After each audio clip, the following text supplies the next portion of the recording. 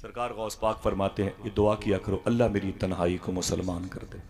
सुबहान अल्लाह। ईरान एक मुल्क है जिसकी राजधानी है तेहरान। उसी के करीब में एक पहाड़ी पर मज़ार शरीफ है जहाँ मखदूमा शहरबानो आराम कर रही हैं। जो जाने वाले लोग हैं वही तो सुबहान अल्लाह कहते हैं ना भाई, बकिया बहुत से लोग तो रास्ते से वापस चले आते हैं। ये मुल्क ईरान बड़ा प्यारा मुल्क है। अगर सुबहान अल्लाह कहने का वादा करूँ, इसी मुल्क ईरान में एक शहर है सिमनान, जहाँ सरकार मखदूम अशरफ जहांगीर सिमनानी पैदा हुए। इसी मुल्क ईरान में एक शहर है इस्फहान, जहाँ मुंबई के मरियन लाइन के वजीर मालियत मखदूम बहाउद्दीन शाह इस्फहानी पैदा हुए थे। जोर से बोलने का वादा करो, बता दो ये मुल्क ईरान बड़ा प्यारा मुल्क है। इसी मुल्क ईरान में एक शहर है संजर, जहाँ हिंदुस्तान के बादशाह गरीब नवाज पैदा हुए थे। उनका खाते हैं तो उनके नाम पर क्यों ना बोले, जरा हाथों को उठा के बोले लब्बैक या गरीब नवाज, ऊंची बोले। मचल के रख लिया करती है रहमतें उसको, पुकारता है कोई जब भी या गरीब नवाज। तुम्हारे वास्ते हमको किया खुदा ने गरीब, हमारे वास्ते तुमको किया गरीब नवाज। ये मुल्क ईरान बड़ा प्यारा मुल्क है। इसी में एक शहर है इस्फहान, जहाँ मखदूम बहाउद्दीन शाह इस्फहानी पैदा हुए। इसी मुल्क में एक शहर है संजर, जहाँ सरकार गरीब नवाज पैदा हुए।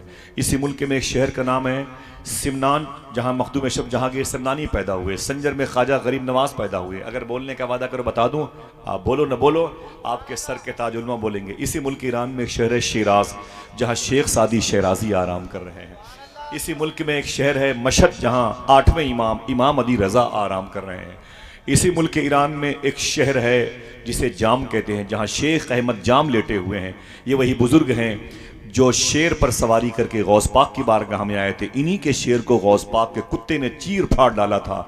आपके शहर बरेली के इमाम ने कहा था, क्या दबे जिस पे हिमायत का हो पंजा तेरा, शेर को खतरे में लाता नहीं कुत्ता तेरा। यही वो प्यारा मुल्क है जिसमें एक शहर है जीलान। ये जीलान कहाँ पर है? एक शहर है मशहद, 900 किलोमीटर के फासले पर। वहाँ की राजधानी है तेहरान। तेहरान से तकरीबन 600 किलोमीटर का सफ़र करेंगे तो एक छोटा सा एयरपोर्ट पड़ेगा, उसे छोटा कैसे कहें। उसका ताल्लुक गौस पाक की पैदाइश की ज़मीन से है, जिसे रिश्त कहते हैं। वहाँ से तकरीबन 3 घंटे का फासला तय करेंगे तो आपको पहाड़ियों की ज़मीन मिलने से पहले एक मुबारक वादी मिलेगी। उसी वादी में हुजूर गौस पाक की अम्मी जान मखदूमा फातिमा उम्मुल खैर लेटी हुई हैं। आगे का सफ़र करेंगे तकरीबन 40 किलोमीटर, पहाड़ियों के करीब से गुजरेंगे तो सबसे आगे जाएंगे तो चमकता हुआ गोल्डन कलर का गुंबद मिलेगा। इसी गुंबद के साए में गौस पाक के अब्बू जनाब शेख मूसा जंगी दोस्त लेटे हुए हैं। तो शहर का नाम है जीलान। आप चलेंगे इंशाअल्लाह? हाथों को उठा के बताओ भाई।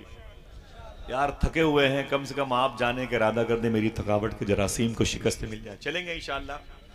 अल्लाह मेरे भाइयों को गौस पाक का दरबार दिखा दे। तो नाम रखा है, मुझे नहीं मालूम कि क्या हाजी फरियाद साहब है शायद, उनके 40वें के मौके पर भाई गुलाम जिलानी साहब। ये जिलान वही जिलान है जहाँ गौस पाक पैदा हुए। सुभान अल्लाह। जहाँ गौस करीब में 60 किलोमीटर पे गौस पाक के नाना शेख अब्दुल्ला सोमई की मज़ार शरीफ है। चलेंगे उलमाए किराम। अल्लाह इन बुजुर्ग उलमाए किराम को सबको हाज़िरी की तौफीक अता फरमाए इंशाअल्लाह। मैंने सफ़र किया है, जितने नाम मैंने लिए शायद एक आध जगह नहीं गया, वरना करीब करीब हर जगह हाज़िरी हुई, बार बार हाज़िरी हुई। अल्लाह का शुक्र है, जलसे जुलूस में मेहनत करता हूँ, 4 पैसे मिलते हैं, बगदाद चला जाता हूँ। ठीक है, मेरी ज़िंदगी, मेरा मिशन, मेरी रूह, मेरी जान, मेरा ईमान सैयदना शेख अब्दुल कादिर जिलानी है। अल्हम्दुलिल्लाह रब मुस्तफ़ा के तने बेसाया का साया देखा, जिसने देखा मेरी जान जलवे ज़ेबा तेरा। भाई गुलाम जिलानी का नाम भी इसी मुनासबत से, अल्लाह उनके दिल में जीलान के शहनशाह की खूब मोहब्बत कूट कूट करके भर दे। लोगों के पास पैसे आते हैं तो कहाँ कहाँ तफरी करते हैं लोग। एफल टावर जाते हैं देखने के लिए, चाइना की दीवार को देखने की तमन्ना में दीवार के नीचे दब के मर जाते हैं। कुस्तुनतुनिया की दीवार कैसी है जिसको कोई फतेह नहीं कर पाया, उधर क्रॉस नहीं कर पाया, ज़रा देखें। उसको देखने की तमन्ना में लोग सिगरेट पीते पीते मर जाते हैं। लोगों के पास पैसे आते हैं तो कश्मीर के डल झील के किनारे पर जाते हैं और मिर्ज़ा गालिब की गज़लें पढ़ते पढ़ते मर जाते हैं। कुछ लोग तो ताजमहल बनवाने के चक्कर में मौत से पहले मरना चाहते हैं। लेकिन अल्लाह ने कुछ लोगों को दौलत दी है, जब पैसे उनके पास आते हैं तो उन पैसों को हुजूर की मिलाद में खर्च करते हैं, हुजूर के जिक्र में वो खर्च करते हैं। अल्लाह के रसूल सल्लल्लाहु अलैहि वसल्लम की पाकीज़ा बारगाह में खिराज तहसीन पेश करते हैं। अल्लाह उसके रसूल की बारगाह से उनको ढेर सारी बरकतें, रूहानियतें, इनामात मुयस्सर होते हैं। मैं मुबारकबाद पेश करूँगा बड़े भाई मोहतरम गुलाम जिलानी साहब क़िबला को, उन्होंने अपने दादा हुजूर के विसाल के चहलुम के मौके पर यह महफिल सजाई है। आपसे भी बन सके तो छोटी सी महफिल अपने दरवाजे पर अपने बुजुर्गों के, अपने बाप दादा के इंतकाल के बाद सजाया करो। कोई आए ना आए, मदीने वाले आका जरूर आएंगे इंशाअल्लाह। दिल से कह दें इंशाअल्लाह। नात पढ़ लिया आपने, सुन लिया मेरे भाई ज़कारी साहब से, सलाम का जवाब दे दिया। अब ये सबसे बड़ा मसला है कि अगर मौत आए उसके लिए क्या सूदमंद है। तो सबसे बड़ी बात है कि वही दूल्हा है जिसका ईमान पर खात्मा हो गया। प्यार से कह दो सुभान अल्लाह। जो कलमा पढ़ते हुए दुनिया से चला गया, उसकी मौत मौत नहीं होती है। वो मरने के बाद जहां दफन होता है, आसपास के मुर्दे खड़े होकर मुर्दे उसका खड़े होकर के इस्तकबाल करते हैं, यार मेरे पड़ोस में वो आ गया जो मेरी मगफिरत का सामान बनेगा, जो मेरी रूह की तस्कीन का सामान बनेगा, जो मेरे कल्ब को ठंडक देगा, वो मेरे कब्र के बगल में आ गया। समझ रहे हैं आप? जिसका कलमे पर खात्मा होता है, लोग उसका इंतजार करते हैं, मेरे मौला उसको मेरे करीब दफन की तौफीक मिल जाए, वो मेरे करीब दफन की तौफीक मिल जाए, वो मेरे करीब दफन की तौफीक पा जाए। तो खुशकिस्मत लोगों के बीच में वो मुबारक रूह को रखा जाता है जिसका ईमान पर खात्मा होता है। ईमान पर खात्मा कैसे होता है? ईमान पर खात्मा उसी का होता है जो ईमान पर खात्मे की तैयारी करता है। ऐसे नहीं हो जाता। आपको जहाज चलाना नहीं आता, आप पायलट नहीं है, आप कहेंगे अरे मेरे मौला मुझे पायलट बना दे। नहीं हो सकता जब तक आप पायलट बनने के सिस्टम से वाकिफ ना हो।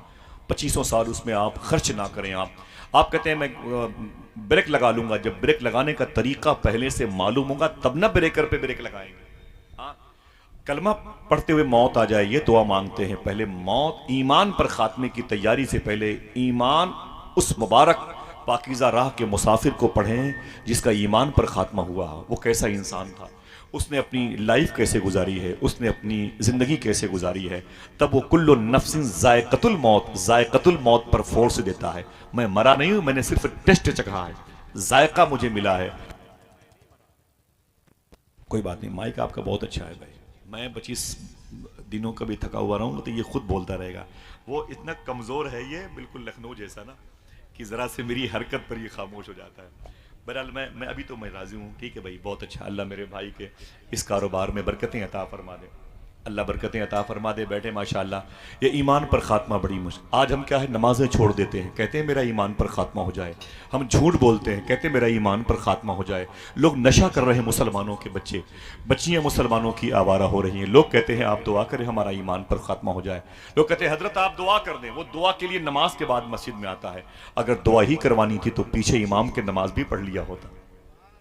समझ रहे मेरी बात? जरा उन बुरे कामों से हम तौबा भी तो कर लिए होते। आज हम शराब की मंडी में नजर आते हैं, बियर बार को आबाद करते हैं, नाच गानों को आबाद करते हैं, फिर कहते हैं हुजूर आप दुआ कर दीजिए।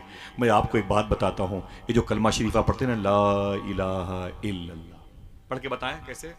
ला इलाहा इल्लल्लाह, ला इलाहा इल्लल्लाह, ऊंची आवाज में,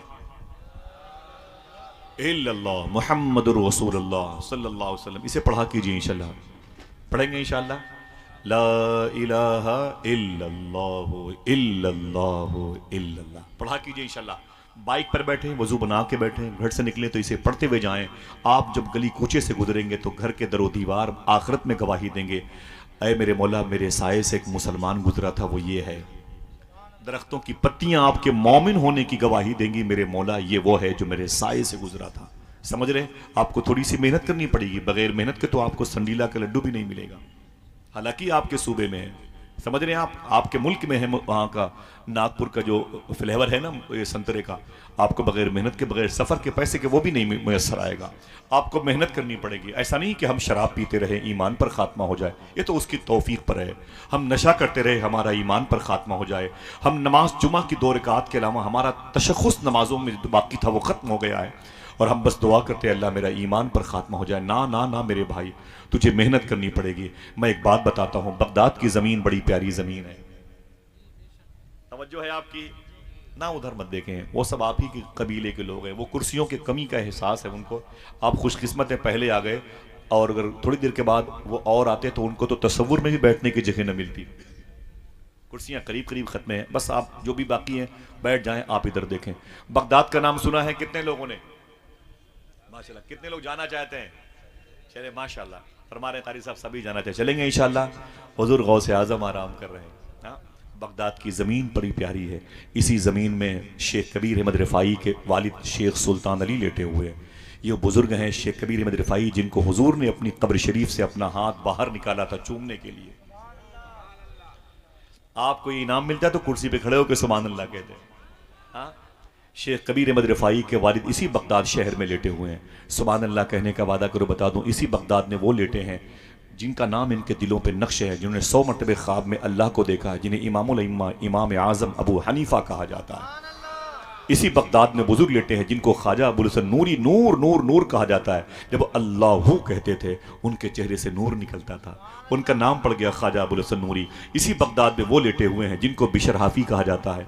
इसी बगदाद में वो लेटे हुए हैं जिनको अबू बकर शिबली कहा जाता है। इसी बगदाद में वो लेटे हैं शेख महरूस, जिनको अपने वक्त का इमाम आज़म कहा जाता है। अगर बोलने का वादा करो बता दूं, इसी बगदाद में एक मोहल्ला है करख, जहाँ शेख बहलोल दाना लेटे हुए हैं। इसी मोहल्ले में जुन्नून मिसी लेटे हुए हैं। इसी मोहल्ले में यूशा बिन नून अलैहिस्सलातु वस्सलाम लेटे हुए हैं। इसी मोहल्ले में शेख सरी सख्ती शेख जुनेद बगदादी जैसे बुजुर्ग लेटे हुए हैं। इसी मोहल्ले में इब्राहिम खव्वास लेटे हुए हैं। इसी शहर में ख्वाजा हबीब अजमी लेटे हुए हैं। इसी शहर में मंसूर हल्लाज लेटे हुए हैं। इसी शहर में ख्वाजा शेख मारूफ करखी लेटे हुए हैं। तफसीर रूहुल मानी के मुफस्सिर शेख महमूद आलूसी लेटे हुए हैं। इसी शहर में सरकार दाऊद ताई लेटे हुए हैं। आप अगर फिर से बोले तो इसी शहर के करीब में करबला है, जहाँ इमाम हुसैन लेटे हुए हैं, जहाँ मौला अब्बास लेटे हुए हैं, औन मोहम्मद लेटे हुए हैं, हुर और कासिम और हबीब मज़ाहिर लेटे हुए हैं।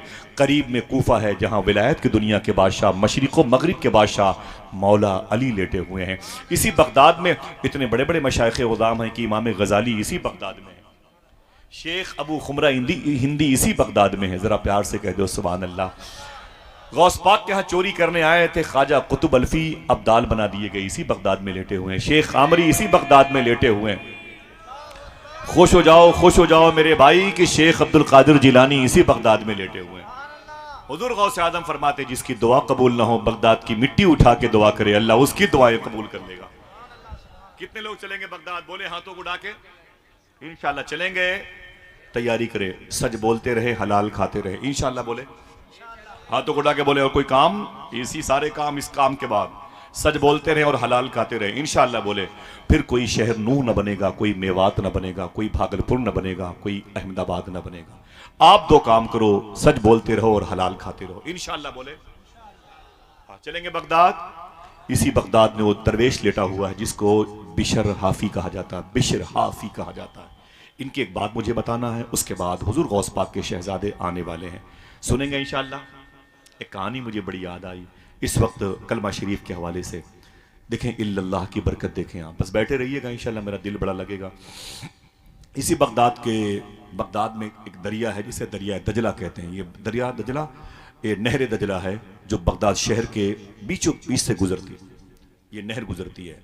एक तरफ को काज़मैन कहते हैं, जहाँ इमाम मूसा काजिम लेटे हुए हैं, जहाँ इमाम मोहम्मद जवाद तकी लेटे हुए हैं। आप नहीं जानते, उन्हीं के करीब में इमाम आज़म के शागिर्द इमाम यूसुफ लेटे हुए हैं। एक तरफ के इलाके को आज़मिया कहते हैं, जहाँ इमाम आज़म अबू हनीफा लेटे हुए हैं। उन्हीं के मज़ार के करीब में एक बुज़ुर्ग हैं जिनका नाम है शेख बिशर हाफी। बिशर हाफी, नाम याद रहेगा, नाम याद रहेगा। अपनी बीवी अपने बच्चों को बताएंगे इंशाल्लाह। हमें अपने इन बुज़ुर्गों को ये सबक सिखाना है ताकि फ़ाइनल कर दें कि अय मेरे नौकर, मेरे चाकर, मेरे मुतअल्लिम, तुझे ये सबक याद है, हम तेरे लिए दुआ करते हैं। सरकार बिशर हाफी रहमतुल्लाह तआला अलैह, मालूम है पूरे बगदाद में सबसे ज़्यादा शराब की भट्टियाँ अगर किसी के पास थी तो बिशर हाफी के पास थी। पूरे बगदाद में, कुर्दिस्तान में, कुरकुक में, सुलेमानिया में सबसे ज़्यादा अगर शराब बेचने में कोई मशहूर था तो जनाब बिशर हाफी मशहूर थे। न जाने कितने घरों को उजाड़ा था बिशर हाफी ने, न जाने कितनी औरतें बेवा हुई थीं इनके शराब के इस्तेमाल के बाद, मर गए उनके शौहर। न जाने कितने बच्चे यतीम हुए थे बिशर हाफी की शराब पी करके। न जाने कितने आशियाने उजड़ गए थे। न जाने कितने मुसल्लों पर रखने वाले इमाम की तौहीन की गई थी शराब के नशे में, इन्हीं के शराब खाने की शराब इस्तेमाल करके।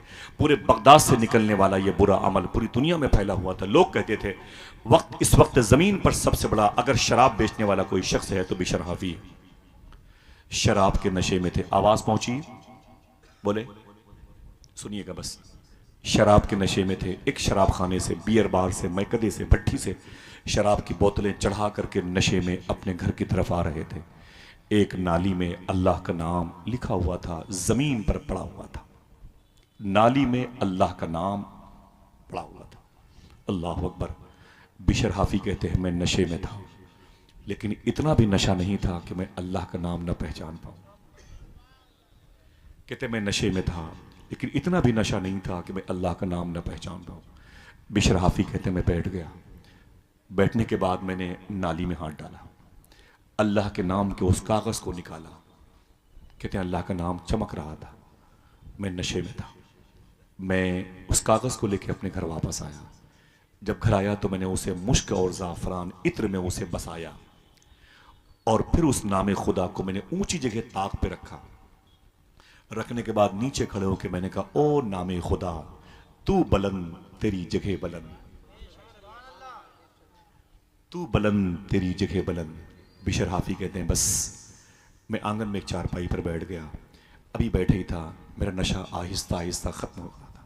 अचानक दरवाजे पर दस्तक हुई। मैंने कहा कौन? आवाज़ आई, बिशर मौजूद? मैंने कहा है, बोल। दरवाज़ा मैंने खोला। उसने कहा है बिशर तुझे मुबारक हो। मैंने कहा क्या बात है? उसने कहा तुझे मेरे पीर ने कहा है, अल्लाह ने सलाम भेजा है। बारी बारी बोले सुभान अल्लाह। नेकियां मिलती हैं कि नहीं मिलती हैं? फिर बोले अल्लाह इसका सवाब गुलाम जिलानी भाई के दादा को भी, जिस कब्रिस्तान में मदफून है उनको भी, और मेरे इन भाइयों में, इनके घर की तमाम तर ख़वातीन मर्दों में अगर कोई इंतकाल कर गया हो, उलमाए किराम आमीन कह रहे हैं। अल्लाह सब की रूह को इसका सवाब नज़र फरमा दे, बांटे। वो बड़े खुश होते हैं जब तुम किसी मजलिस में आते हो। तुम्हारे माँ बाप गुजरे हुए बड़े खुश होते हैं, आज मेरा बेटा थोड़ी सी नेकियां लेके आएगा इंशाअल्लाह। बिशर हाफी कहते हैं दरवाजे पर दस्तक हुई। मैंने कहा कौन? कहा बिशर। मैंने कहा हाँ। बोले क्या बात है? उसने कहा कि आने वाले ने कहा मेरे पीर ने कहा है कि मुझसे अल्लाह ने अभी अभी कहा है कि ऐ मेरे बंदे, मेरे एक बंदे हैं उनका नाम है बिशर, उनको मेरा सलाम बोलना। तो मैंने कहा मेरे मौला बिशर को? रब ने कहा हाँ। तो बिशर हाफी कहते हैं मेरा नाम नहीं कोई और होगा बिशर। तो उस आने वाले ने कहा ना ना, मैंने भी पूछा था अपने पीर से, बिशर तो शराब का आदी है, उसे कैसे अल्लाह सलाम भेजेगा? कैसे अल्लाह सलाम भेजेगा? कौन सा अमल कर लिया? तो अल्लाह ने फरमाया था मेरे पीर से, सुन मेरे दोस्त, मेरे मुकर्रब बंदे, मेरे वली, सुन, आज उसने नाली से मेरे नाम को बाहर निकाला है। मैंने उसे गुनहगारों की फेरिस्त से निकाल कर दोस्तों की फेरिस्त में लाके खड़ा। अल्लाह अकबर। अल्लाह। दिल की दुनिया बदल गई, तड़प गए, ज़मीन पर लौटने लगे, होश लौट आया, तौबा की तौफीक मिल गई। बिशर हाफी कहते हैं मैंने ताज़ा गुस्ल किया, साफ कपड़े पहने, इस नीयत के साथ घर से बाहर निकाला, ऐ मेरे मौला कोई अजीम शख्सियत मुझे मिल जाए जिसके दामन को पकड़ के मैं सच्ची तौबा की भीख पा जाऊं। मौत वो है कि करे जिसका ज़माना अफसोस, यूं तो आए हैं सभी दुनिया में मरने के लिए। बिशर हाफी वो नाम था जो सबसे बड़े शराबी, पक्के शराबी, शहर के बदनाम लोगों में टॉप क्लास के थे। मालूम है जब ये शराब पीते थे, अपने घर से निकलते थे ना, तो जो मोहल्ले के बच्चे इनको देखते थे, मोहल्ले वाले, तो अपने अपने बच्चों से, दोस्तों से बोले भाग जा भाग जा भाग जा, अपने घर में भाग जा, दुनिया का सबसे बड़ा गुनहगार बिशर हाफी आ रहा है। अगर इसकी नज़र भी किसी पर पड़ गई तो वो बच्चा भी गुनहगार हो जाएगा। बच्चे इनसे डरते थे बिशर हाफी से, लोग अपने अपने घरों में भाग जाते थे। बिशर हाफी लेकिन जब तौबा करने के इरादे से अपने घर से निकले, सुभान अल्लाह, जब तौबा करने के इरादे से अपने घर से निकले, देखना कितने लोग सुभान अल्लाह कहते हैं। जब तौबा करने के इरादे से बिशर हाफी अपने घर से निकले, वही बच्चे जो इनको देख के भागते थे, अपने अपने घरों में घुस जाते थे, वही बच्चे कहने लगे ऐ दोस्तों घर से बाहर निकल आओ, घर से बाहर निकल आओ। आज बिशर हाफी तौबा करने जा रहा है, अगर इसके कुर्ते की भी हवा किसी को लग गई तो अल्लाह उसे भी अपना दोस्त बना देगा। नजरें बदल गई तो नज़ारे बदल गए, सोहबत में बुजुर्गों की ही नूरानी बनोगे, जयपाल से अब्दुल्ला बयाबानी बनोगे। हाँ, आपको अगर सोहबत की ज़रूरत है, और वाकई ज़रूरत है, आपकी रूह को, आपके फ़िक्र को, आप कामयाब हो जाएंगे। मालूम है क्या हुआ? यही बिशर हाफी है। कोई दिक्कत तो नहीं हो रही है? ये बगदादी आवाज़ आ रही है, सुभान अल्लाह। ज़रा बोले मोहब्बत के साथ सुभान अल्लाह। हाथों को उठा के बदले लब्बैक या रसूल अल्लाह। अल्लाह इसका सवाब आप सबके गुजरे हुए लोगों को अता फरमा दे। बस ये बात आखिरी बिशर हाफी सरकार के हवाले से चल रही थी। आवाज़ पहुंच रही है, आप इसे याद रखेंगे इंशाअल्लाह? याद रखेंगे? हाँ, बिशर हाफी सरकार जब गए ना तौबा करने के लिए, एक अजीम बुजुर्ग हैं मौलाए कायनात के खलीफा पोते होते हैं, अजीम बुजुर्ग है ख्वाजा हसन बसरी के लाडले होते, उनकी बारगाह में गए। बोले हुजूर मुझे सच्ची तौबा की भीख मांगनी है अल्लाह की बारगाह से, आप कबूल फरमा लें, मुझे कुछ वजीफ़ा बता दें। आपके पीर ने कहा कि जाओ वापस चले जाओ, जाओ जंगलों में चले जाओ, दरिया रेगिस्तान में चले जाओ, इल्लल्लाहु इल्लल्लाह इल्लल्लाह। कहा जाके ये पढ़ो, कैसे पढ़ के बताएं, शर्माए नहीं, इल्लल्लाहु इल्लल्लाह इल्लल्लाह, ऊंची आवाज में। मेरे रब का नाम है, जरा प्यार से कहते हो सुभान अल्लाह। सरकार शेख जुनैद बगदादी से ने अपने हज्जाम से कहा, नाई से, खादिम से कहा, इधर इधर। वो करीब आया, जी हुजूर बताएं क्या बात है। आपने फरमाया कि मेरे होंठ, ये होंठ के ना, ये होंठ के ऊपर जो मोछों के बाल हैं बड़े बड़े हो गए, इसे तराश दे। उसने कहा कोई बात नहीं। वो कैंची और कंघी लेके आ गया, कैंची लिए हुए और कंघी लिए हुए, पोजीशन बना के वो खड़ा हो गया। शेख जुनैद बगदादी बैठे हुए, आप पढ़ रहे इल्लल्लाहु इल्लल्लाह।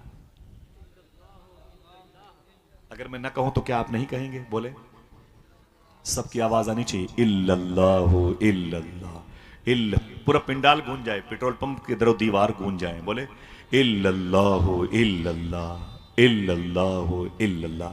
वो कैंची और कंघी पोजीशन बनाया खड़ा हुआ था और शेख जुनैद बगदादी इल्लल्लाह के नारे लगा रहे थे। बहुत देर तक वो झुका रहा। उसने बाद में कहा, बाबा आप चुप तो हो जाएं वरना आपके होंठ कट जाएंगे। शेख जुनैद बगदादी फरमाते, मेरे होंठ कट जाएं ये गवारा है, लेकिन खुदा के जिक्र का राब्ता न कटने पाए। अल्लाह अकबर अल्लाह अकबर। ख्वाजा हसन बसरी के लाडले ने बिशर हाफी को कौन सा वजीफा दिया था? यही जिसे आपने पढ़ा। क्या पढ़ा, याद है? ना पढ़ के बताएं, तफरी का सामान नहीं है तो आप जरा मोहब्बत से बोलें इल्लल्लाहु इल्लल्लाह। सरकार बिशर हाफी वापस आए, भट्टियां तोड़ दी, शराब खाने गिरा दिए, यानी जीसीबी चल गई। समझ रहे हैं? मिसाल के तौर पर सब बिस्मार कर दिया, गरीब हो गए। आए ना तो एक चटाई ली और अपने घर के कोने में बैठ गए, इल्लल्लाहु इल्लल्लाह इल्लल्लाहु इल्लल्लाह। सरकार बिशर हाफी कहते हैं 2-3 दिन हो गए, मेरी बीवी मेरे पास आई। उसने कहा, मेरे शोहर तौबा की तौफीक मिल गई, अल्लाह का नाम लेते हो, बहुत अच्छी बात है, लेकिन बच्चे कई दिन से भूखे हैं, ये बड़े बच्चे हैं, बड़े पैसों में खेलने वाले बच्चे हैं, अब तो इन बच्चों की खुराक के आवागमन का रास्ता बंद हो गया है। ऐ मेरे शोहर थोड़ी सी मेहनत करो, बाज़ार चले जाओ, उस चौराहे पर जहाँ पर मजदूर खड़े रहते हैं वहाँ पर जा कर के मजदूरी करने वालों की टीम का हिस्सा बन जाओ। तुम्हें कोई मजदूरी के लिए पसंद कर ले, उसके साथ जाओ, 100-200 रुपये मिसाल के तौर पर मिलेंगे, दाल नमक चावल ले आओगे, बच्चे भूखे न रहेंगे, खाते रहेंगे, अल्लाह का नाम भी शाम को लेते रहना। बिशर हाफी ने कहा, ठीक है मेरी बीवी, मैं कल जाऊँगा। सुबह हुई तो मालूम है क्या किया बिशर हाफी ने? एक झोला लिया, एक लोटा लिया, एक मुसल्ला लिया। रिवर्स कर दूं, एक झोला लिया, एक लोटा लिया, एक मुसल्ला लिया। शहर के चौराहे पर मजदूरों के बैठने की जगह पर नहीं गए बिशर हाफी, दरिया दजला की वो शाख जिसे नहर दजला कहते हैं, जो बिल्कुल बीचों बीच बगदाद के बहती है, वहाँ करीब चले गए। लोटा निकाला, नहर दजला से पानी निकाला, वजू किया, मुसल्ला बिछाया, 2 रकात नमाज पढ़ी, तस्बीह लेके बैठ गए, इल्लल्लाह।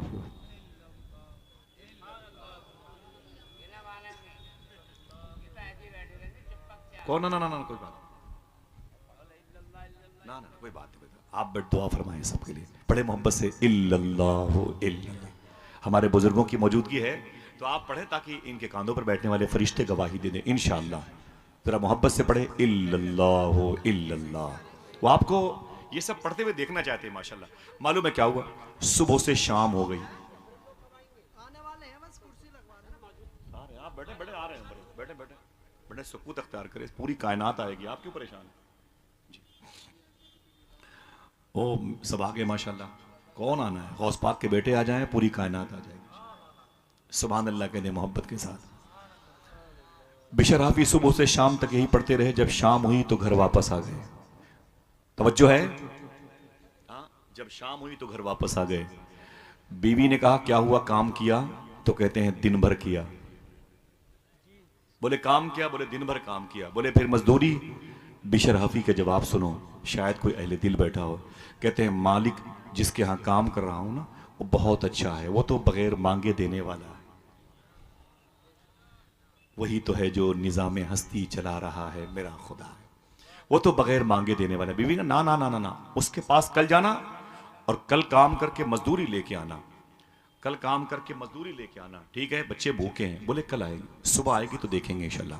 सुबह हुई तो बेशराफी उठे, वही लोटा वही झोला वही मुसल्ला लेके पहुंच गए। जब पहुंच गए ना तो लोटे से पानी निकाला नहर दजला का, वजू किया, मुसल्ले पर बैठे, तस्बीह लेके बैठ गए, दो रकात नमाज पढ़ी, तस्बीह लेके बैठ गए, इल्लल्लाहु इल्लल्लाह इल्लल्लाहु इल्लल्लाह, वजीफा करने लगे। जब शाम हुई तो बिशर हाफी वापस आ गए। जब शाम हुई तो बिशर हाफी वापस आ गए। जब वापस आ गए ना तो बीवी ने कहा क्या हुआ, काम किए? बोले दिन भर किया। बोले फिर मजदूरी? बोले मालिक इतना अच्छा है कि उसे 2 ही दिन में उससे मजदूरी मांगते हुए शर्म लगती है। 2 ही दिन में उससे मजदूरी मांगते हुए शर्म लगती है। बीवी ने कहा ना ना, काम नहीं चलेगा, कल जाना तो मजदूरी करना उससे, उसके घर में, और शाम तक पैसे लेके आना, दाल नमक चावल की जरूरत है, बच्चे बड़े भूखे हैं। और अगर कल शाम तक भी वो पैसे ना दे मजदूरी के तो परसों से उसके यहां मत जाना, कोई और जगह का इंतखाब करना। बिशर हाफी ने अपनी बीवी के कान में कहा काम तो वही करूंगा, मजदूरी मिले कि ना मिले। जरा फिर कोई बोले काम क्या था? शर्म लगती है अल्लाह का नाम लेते हुए। ये जबान ना दी होती तो अल्लाह आए बाएं बकते, जबान दी अल्लाह ने, जरा सा हक अदा करो, बोलो क्या? इल्लल्लाह। तीसरे दिन गए, फिर वही लोटा, फिर वही झोला, फिर वही मुसल्ला उठाया, नहर दजला के पास गए, वजू किया, 2 रकात नमाज पढ़ी, तस्बीह लेके बैठ गए, इल्लल्लाहु इल्लल्लाह। कहानी खत्म, चैप्टर क्लोज। कहते हैं जब शाम हुई तो दिल ने कहा कि वापस जाना चाहिए।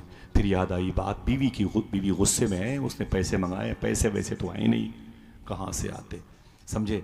तो असर के बाद आना था, नहीं आए। मगरिब की भी नमाज पढ़ ली, तस्बीह लेके इल्लल्लाह का विर्द करते रहे। मगरिब की पढ़ी फिर बैठे रहे, इशा की पढ़ी फिर बैठे रहे।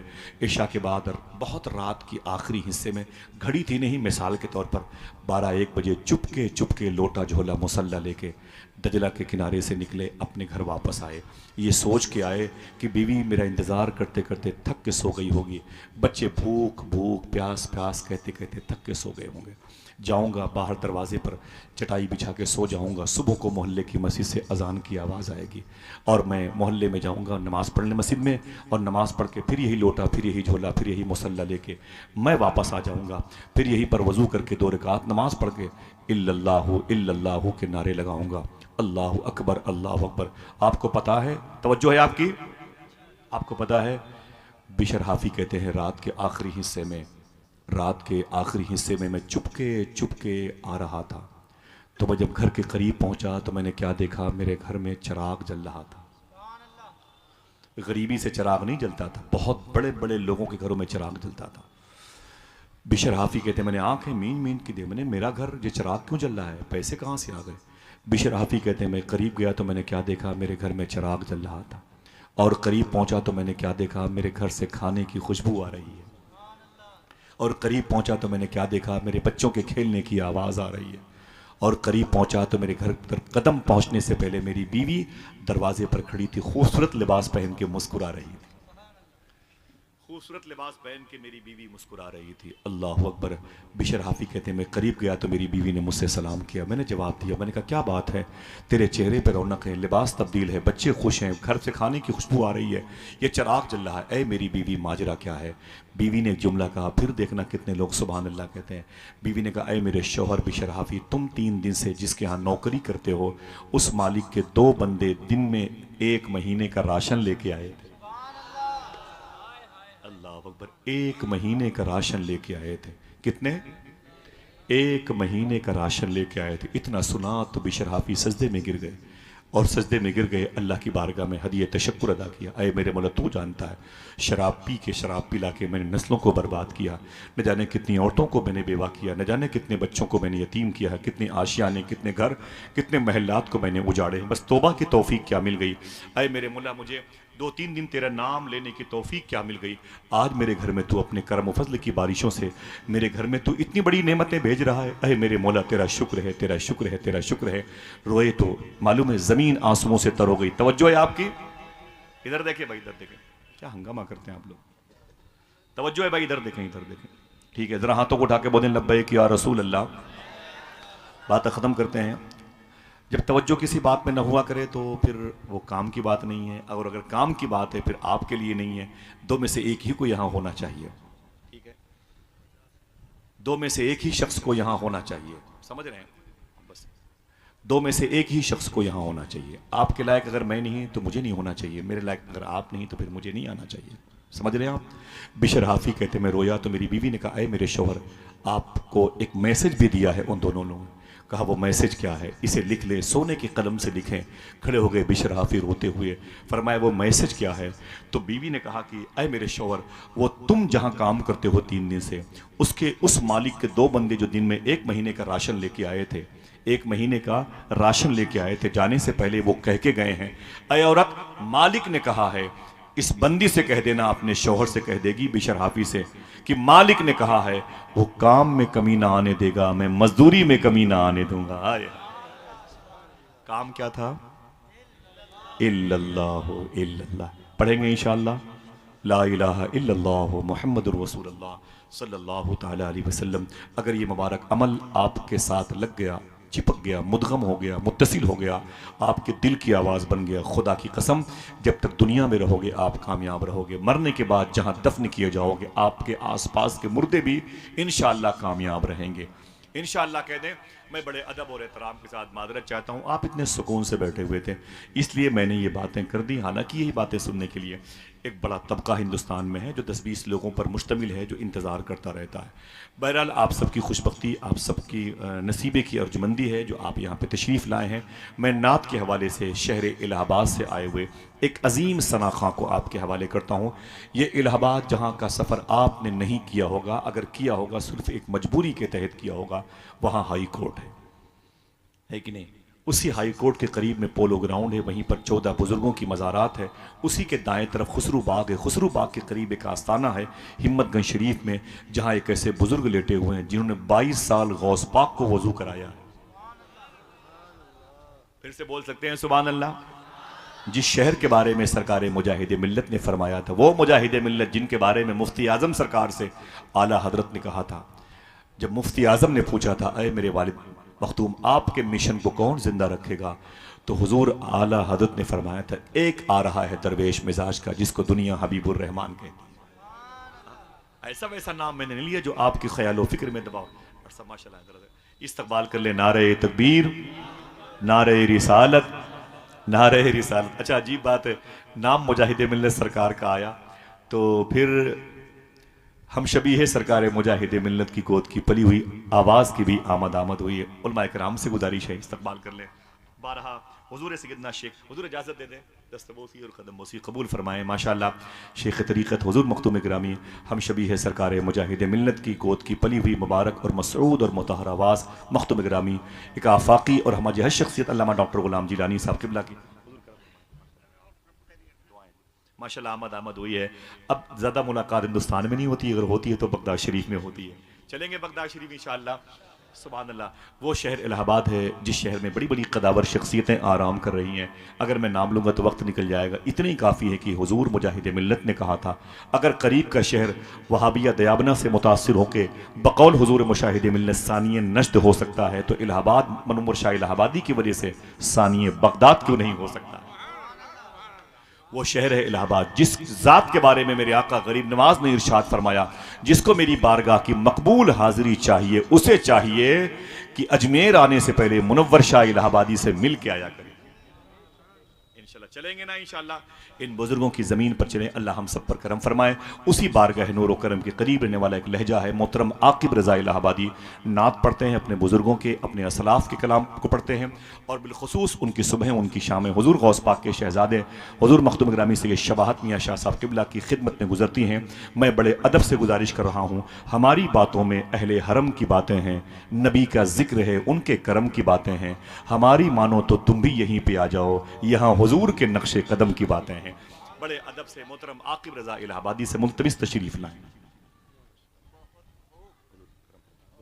इस्लामिक नातो बयान सुनने के लिए हमारे YouTube channel Hashim cyber world को सब्सक्राइब करें।